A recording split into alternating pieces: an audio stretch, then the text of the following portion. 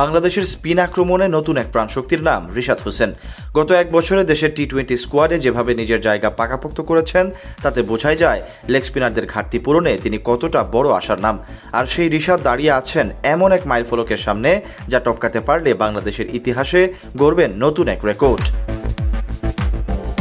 পাকিস্তানের বিপক্ষে যদি আজ একাদশে সুযোগ পেয়ে তিনি মাত্র 2টি উইকেট নিতে পারেন, তবে সাকিব আল হাসানকে ছাড়িয়ে বাংলাদেশের পক্ষে আন্তর্জাতিক টি-20তে দ্রুততম 50 উইকেট শিকারীর তালিকায় দ্বিতীয় স্থানে উঠে যাবেন।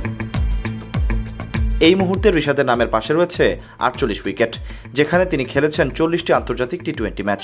যদি আজকের ম্যাচেই সেই কাঙ্ক্ষিত 50 উইকেটের মাইলফলক স্পর্শ করতে পারেন, তাহলে সাকিবকে ছাড়িয়ে বাংলাদেশের ইতিহাসে দ্বিতীয় দ্রুততম বোলার হিসেবে গড়বেন এই কীর্তি।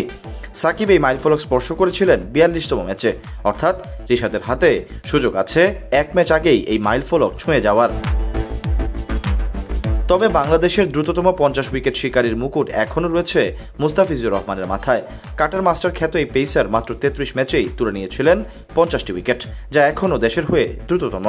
এছাড়া আন্তর্জাতিক ক্রিকেটে টাইগারদের হয়ে 50 উইকেট শিকারীর তালিকায় নাম আছে তাসকিন আহমেদ, শেখ মেহেদী ও শরীফুল ইসলামেরও। তবে তাদের কারোর ক্ষেত্রেই রেকর্ডটি এতটা দ্রুত ছিল না।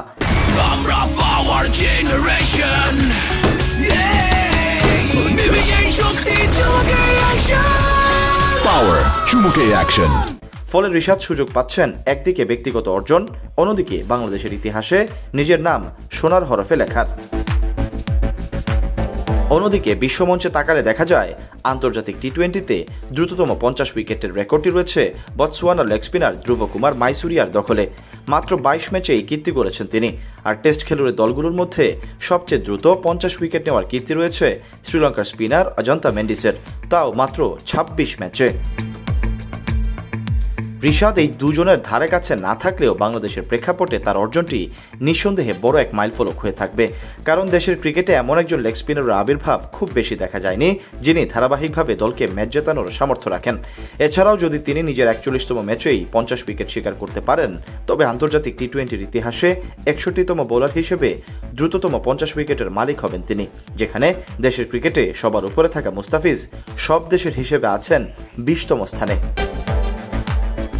আরও বড় ব্যাপার হলো রিশাদের এই সাফল্য আসছে এমন সময়ে যখন বাংলাদেশ দল তরুণদের ঘিরেই নতুন পরিকল্পনায় এগোতে চাচ্ছে। অভিজ্ঞতা আর তারুণের মিশেলে একটি পূর্ণাঙ্গ বোলিং ইউনিট গঠনের ক্ষেত্রে রিশাদ হতে পারেন মূল ভরসা।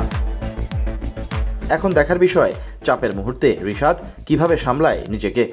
শুধু মাইলফলক ছোঁয়ার বিষয় নয়, বরং দলের জয়ে বড় অবদান রাখার মধ্য দিয়েই আরও এক ধাপ এগিয়ে যেতে চান এই তরুণ লেগ স্পিনার।